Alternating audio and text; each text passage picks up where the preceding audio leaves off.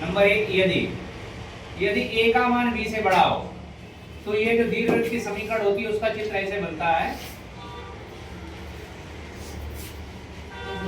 चित्र बता दे रहे, ये y हो गया, ये x हो जाएगा, x डैश y डैश। जब ये होता है तब दीर्घवृत्त का जो समीकरण होता है वो ऐसा होता है, x square upon a square plus y square upon b square बराबर 1। ये याद कर लेना। अगर यहाँ a स्क्वायर है तो a का मान निकाल लेंगे और b का मान निकाल लेंगे तुलना करके। अगर a का मान b से बड़ा है तो इधर ऐसे बनेगा, मतलब यहाँ पर ये कट करेगा, ये a कामा 0 होगा और इधर होगा माइनस का a कामा 0, और इधर कट करेगा तो 0 कामा b होगा और 0 कामा माइनस b। ये बाई एच पे होता है। ये इसका क्या होता है, सेंटर होता है। इसके दो फोकस होते हैं, यस और एस डैश। खैर हमें इसका यहाँ ज्यादा काम नहीं है, केवल हमें चलना। देखो इसका भी चित्र लगभग वृत्त जैसा ही है। कैसा है? लेकिन वृत्त में क्या होता है, अगर यहाँ a बराबर b रख दें, ध्यान से सोचो, a बराबर, अगर a और b के मान बराबर होंगे तो हर समान हो जाएगा। तो हो जाएगा x square upon a square plus y square upon a square बराबर 1। a स्क्वायर इधर चला जाएगा तो x square plus y square बराबर क्या हो जाएगा, a स्क्वायर। क्या हो जाएगा? इसका मतलब जब जब दीर्घवृत्त और लघुवृत्त बराबर होगी तो दीर्घवृत्त हमेशा वृत्त में बन जाएगा। किस में बन जाएगा? वृत्त में। ठीक है। तो ये वृत्त का ही जैसा है। तो इसमें देखो 4 भाग इसमें भी है, 1 2 3। अगर संपूर्ण का क्षेत्रफल पूछा जाए तो 4 का गुणा, अर्धवृत्त का पूछा जाए तो 2 का गुणा, और प्रथम चतुर्थांश का पूछा जाए तो 1 पार्ट का निकालेंगे। ठीक है। इसका ये तो पहला पार्ट हो गया। इसका दूसरा पार्ट ऐसे होता है, यदि a का मान छोटा हो जाए b से, यदि a का मान b से कैसा हो, छोटा हो, दीर्घवृत्त की समीकरण तब भी ऐसी लिखी तुम्हें दिखाई देगी, x square upon a square plus y square upon b square बराबर 1। ऐसी लिखे, लेकिन इसका चित्र थोड़ा अलग बन जाएगा क्योंकि यहाँ फिगर के नंबर है, इसलिए बना के दिखा दे रहे हैं। देखो ये x हो गया, ये y हो गया, ये x डैश मान दिया y वर्ड। अब फिगर क्या हो जाएगा, घूम जाएगा, ये इसकी इस टाइप का बन जाएगा। क्लियर? लेकिन सब कुछ रहेगा वही कि ये भी a कामा 0 रहेगा, ये माइनस का a कामा 0 रहेगा, ये 0 कामा माइनस का b रहेगा और ये 0 कामा b रहेगा। क्लियर? तो जो इधर था x अक्ष जो था ये बड़ा, इसे दीर्घअक्ष बोलते हैं, इसे लघुअक्ष। इसे यहाँ दीर्घअक्ष y अक्ष को बोलेंगे, इसे लघुअक्ष। तो चित्र दोनों के बनाना सीख गए, बिल्कुल सवाल एक ही जैसा। अब हम सवाल पर चर्चा करेंगे, जो सवाल आपका बोर्ड में आएगा वो एग्जांपल है आपका, बहुत इंपॉर्टेंट है, इससे बेस सारे क्वेश्चन लग जाएंगे। जैसे आपका सवाल है दीर्घवृत्त x square upon a square plus y square upon b square बराबर 1 का क्षेत्रफल ज्ञात कीजिए। ज्ञात। अब देखो यहाँ पर ये जनरल पूछा गया है ना, तो आपको a के बारे में बताया गया ना, तो यहाँ जो चाहो वो ले लो, क्योंकि दोनों का क्षेत्रफल हमेशा समान ही आएगा। लास्ट में हम आपको ये भी बताएंगे कि इसको शॉर्टकट से कैसे लगा सकते हैं। ठीक है, याद करने के लिए। तो सबसे पहले हमने मान लिया कि इसकी ज्योमेट्री पहली वाली है। इसकी ज्योमेट्री कौन सी है? तो इसका चित्र आपका यही हो गया। चित्र कौन सा हो गया? ये वाला। तो इसमें देखो प्रथम चतुर्थांश, ये यस यस डैश चाहे आप इसमें रफ कर दो, कोई फर्क नहीं है। तो प्रथम चतुर्थांश में हम इसका अगर क्षेत्रफल निकालेंगे तो ये हो जाएगा। ठीक है, इसका चित्र यही बना है, आपको ये वाला ठीक करना है। अब देखो यहाँ पर ये दीर्घवृत्त है, तो दीर्घवृत्त की समीकरण यहाँ से है x square upon a square plus y square upon b square equal to 1। ये दीर्घवृत्त है। इसके हम प्रथम चतुर्थांश का क्षेत्रफल निकालेंगे। इसका o नाम मान लिया, इसका a मान लिया, इसका b मान लिया। ठीक है, चलिए। तो देखो छायांकित भाग जो है आपका, छायांकित भाग कौन है? OAB का क्षेत्रफल बराबर फार्मूला क्या हो जाएगा? देखो x की लिमिट लगेगी, x अक्ष पे फिगर बनना है, तो 0 से लेके कहां तक गया है? a तक। 0 से लेकर a तक। तो x अक्ष की लिमिट कहां से होगी? 0 से लेकर a तक। 0 से लेकर, और यहां लगाएंगे y into dx। ये तो फार्मूला पर बताया था, y into dx। अब y का क्या करेंगे? y का मान यहां से निकालेंगे। किससे निकालेंगे? जो आपकी ज्योमेट्री दी होगी। जैसे ज्योमेट्री में यहाँ पर क्या है? दीर्घवृत्त।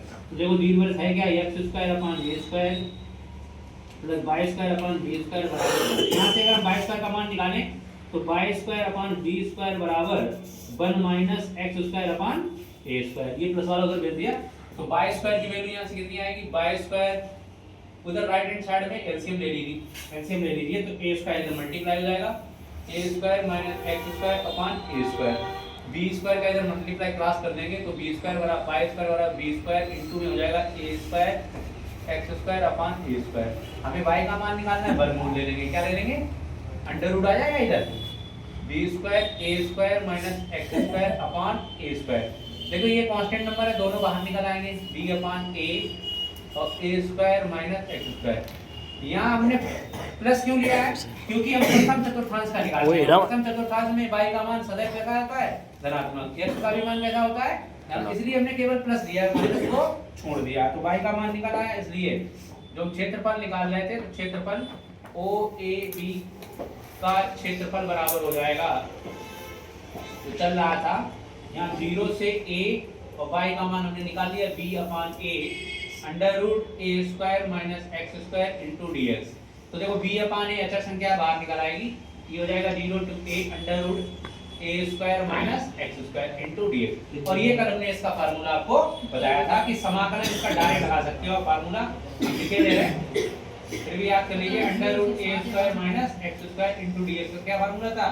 1/2 x under root a square minus x square plus a square sine inverse x upon a. इसको और भी तरीके से लगा सकते हो, x बराबर a sin थीटा या cos थीटा रख दीजिए, तब भी लग जाएगा, लेकिन इससे जल्दी लग जाएगा। b अपॉन a लगाइए, x under root a square minus x square plus a square sine inverse x upon a। अब ये लग गया और इसकी लिमिट लगा देंगे, यहाँ कितनी है? 0 to a। तो b अपॉन a जैसा कैसा रहा, पहले अपर लिमिट लगाएंगे, x के प्लेस पे क्या लगाएंगे? अपर। तो x के प्लेस पे अपर लिमिट लगाओगे, a स्क्वायर हो जाएगा और a स्क्वायर में से a स्क्वायर घटेगा 0, तो ये पूरा टर्म क्या हो जाएगा? 0। ये 0 हो गया भाई। प्लस यहाँ देखा x की जगह जब a लगाया तो a स्क्वायर बाहर है, sine inverse a upon a हो जाएगा, ये हो गया। माइनस लोअर लिमिट लगाओ, तो x की प्लेस पे लोअर लिमिट लगाओगे, यहाँ लगेगी, तो 0 में किसी गुणा करोगे 0 हो जाएगा पूरा, ये 0 हो गया, यहाँ रखा ये, और साइन इनवर्स 0, और साइन की टेबल 0 कितने मान होता है? 0 का, तो साइन साइन कट जाएगा, आंसर कितना आ जाएगा? 0। ये 0 हो गया, तो ये आपका बचा b upon a into A square, और ये कट गया, देखो a से a कट गया, कितना बचा?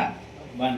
एक a से a यहाँ कट गया, तो a भी बचा, और साइन की टेबल में 1 मान कितने का होता है? 90 का। कितने का? तो π/2, साइन से साइन कट जाएंगे, तो ab इंटू π/2 बचा। इसका मतलब आंसर आ गया आपका πab अपॉन 2। ये आया है आपका किसका? OAB का क्षेत्रफल, जो हमने छायांकित भाग किया था उसका क्षेत्रफल। लेकिन हमें संपूर्ण दीर्घवृत्त का क्षेत्रफल निकालना है, इसलिए संपूर्ण दीर्घवृत्त का क्षेत्रफल कितने का गुणा कर देंगे? 4 का। कितने का? 4। तो पाई AB अपॉन 2 का गुणा कर दिया, ये देखो 2 से 2 कट गए,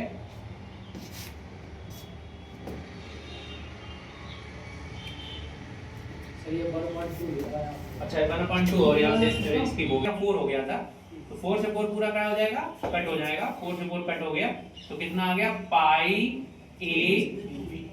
तो ये आपका याद कर लीजिए, ये दीर्घवृत्त का क्षेत्रफल होता है, हमेशा याद रखिए। किसका क्षेत्रफल होता है? दीर्घवृत्त का। तो अब आपका देखिए इंपॉर्टेंट चीज यहाँ पर है कि आपको a और b के अगर मान याद हैं, a और b के, तो आंसर तो आप कम से कम सभी के निकाल लेंगे। अब देखो वृत्त का याद करने का तरीका समझो। वृत्त का क्षेत्रफल कितना होता है? πr² या a², और a और b क्या कर दिए गए? अलग अलग। क्या कर दिए गए? तो बिल्कुल याद हो गया। अब जो एक्सरसाइज का आपका पहला सवाल दे रखा है एनसीईआरटी का 8.1 का, बिल्कुल a और b के मान निकालिए, रख दीजिए, आंसर मिल जाएगा। ऐसे दूसरा सवाल रखिए, a और b के मान निकाल दिए, आंसर सबके सेम आ जाएंगे। Thank you. Yes sir.